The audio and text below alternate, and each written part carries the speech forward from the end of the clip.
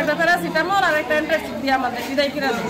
বুঝছেন, এই চুলকানির লেগে ওষুধ চাইছি, এই 5টা হিস্টাসিন দিয়ে দিচ্ছি। কিন্তু ওষুধ লেগে বাড়িতে কিনা খাইতে হয়, আমরা কি সরকারি ওষুধ কিনে পাই? সরকারি ওষুধ আমরা দেয়, আমরা তো কিনা খাইতে হয়, ডাক্তারের বিচারটা লাগে না, এটাই আমরা সহযোগিতা, আর কিছু না। এভাবেই ঘন্টার পর ঘন্টা লাইনে দাঁড়িয়ে থাকতে হচ্ছে অসুস্থ রোগীদের। ভাগ্যক্রমে কোনোদিন ডাক্তারের দেখা পেলেও কোনোদিন ফিরতে হয় ডাক্তারের সিরিয়াল না পেয়েই। এভাবেই চলছে হাসপাতালের রোগীদের ভোগান্তি। প্রায় 3 লাখ মানুষের বিপরীতে হাসপাতালে সেবা দিতে উপস্থিত মাত্র 2 জন দায়িত্বপ্রাপ্ত চিকিৎসক। 2টা ডাক্তারই এতগুলো লোক দেখতে পারে কোনোদিনই না। এটা মানে আমরা চাই যে আরো ডাক্তার আসে। দেশে সরকারি হাসপাতালগুলোতে আসা রোগীদের দুর্ভোগ নিত্যদিনের। শহরের বেশিরভাগ হাসপাতালে নেই প্রয়োজনীয় চিকিৎসক ও জনবল। উপজেলা স্বাস্থ্য কমপ্লেক্স ও ক্লিনিকগুলোর অবস্থা আরও নাজুক। ফলে হাসপাতালে আসা সাধারণ মানুষ বঞ্চিত হচ্ছে চিকিৎসা সেবা থেকে।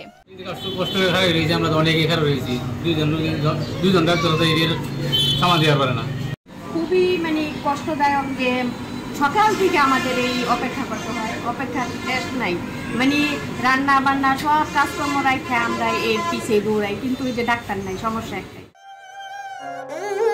ময়মনসিংহের হালুয়াঘাট উপজেলা স্বাস্থ্য কমপ্লেক্সের চিত্র ঠিক এমনই। স্বাধীনতা পূর্ববর্তী সময়ে 31 শয্যা বিশিষ্ট এই স্বাস্থ্য কমপ্লেক্সটি চালু হয়। 2010 সালে এটি 50 শয্যায় উন্নীত করা হয়। তবে শয্যা বাড়লেও স্বাস্থ্যকেন্দ্রটিতে চিকিৎসক ও লোকবলের তীব্র সংকট। প্রতিদিন এই স্বাস্থ্য কমপ্লেক্সে 3 শতাধিক রোগী বহির্বিভাগে চিকিৎসা সেবা নিতে আসেন। এছাড়া জরুরি বিভাগে অর্ধশত রোগী সেবা নেন। আমরা 3 মাস যাবত দেখছি যে হালুয়াঘাট হাসপাতালে মাত্র 2 জন মেডিকেল অফিসার দিয়ে কার্যক্রম চলছে।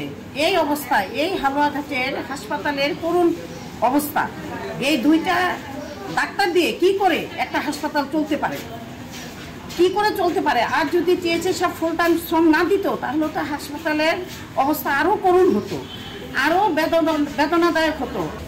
সামনে দেন্দ্রবক্তা কেটে গেছে, সেজন্য আমার এখানে ওরা সেলাই করতে পারে। এর মানে কি এখানে এরকম অভিজ্ঞ কেউ নাই। টানা 7মবারের মতো বেস্ট টিস্যু পেপার ব্র্যান্ড হিসেবে স্বীকৃতি পেয়েছে বসুন্ধরা টিস্যু। দেখা যায় উপসহকারী কমিউনিকেটিভ মেডিকেল কর্মকর্তারা বিশেষজ্ঞ ডাক্তারের কক্ষে বসে বহির্বিভাগের রোগীদের চিকিৎসা দিচ্ছেন। এক্স-রে মেশিন ও জেনারেটর দীর্ঘদিন অচল অবস্থায় পড়ে আছে। অপারেশন থিয়েটার চালু থাকলেও নিয়মিত ডাক্তার না থাকায় সেটিও বন্ধের পথে। এদিকে হাসপাতালটিতে উপসহকারী কমিউনিকেটিভ মেডিকেল অফিসারের 12টি পদ থাকলেও কর্মরত আছেন 5 জন। এ বিষয়ে হালুয়াঘাট উপজেলা স্বাস্থ্য ও পরিবার পরিকল্পনা কর্মকর্তা ডাক্তার প্রাণেশ চন্দ্র পণ্ডিত বলেন, 3 মাস ধরে হাসপাতালে 2 জন ডাক্তার রোগী দেখছেন।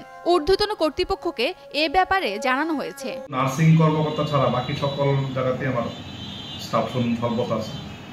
ডাক্তারের সংকটটা তৈরি হয়েছে মূলত গত জানুয়ারি এবং ফেব্রুয়ারির দিক থেকে, যখন 42 বিশেষজ্ঞরা যারা যোগদান করেছিল তাদের 2 বছর পূর্ণ হয়।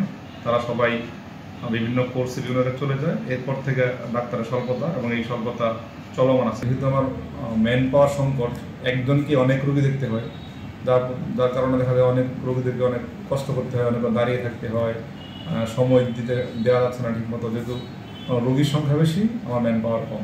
আমরা এটা বুঝি, উপলব্ধি করি এবং এই বিষয়টা ঊর্ধ্বতন কর্তৃপক্ষকে অবহিত করা হয়েছে, একাধিকবার অবহিত করা হয়েছে, আবার ফোনেও করা হয়েছে, চিঠির মাধ্যমে জানানো হয়েছে। স্বাস্থ্য কমপ্লেক্সের অধীনে রয়েছে ধুরাইল, নাগলা ও ভাটা উপস্বাস্থ্য কেন্দ্র। সেগুলো চিত্র আরও নাজুক।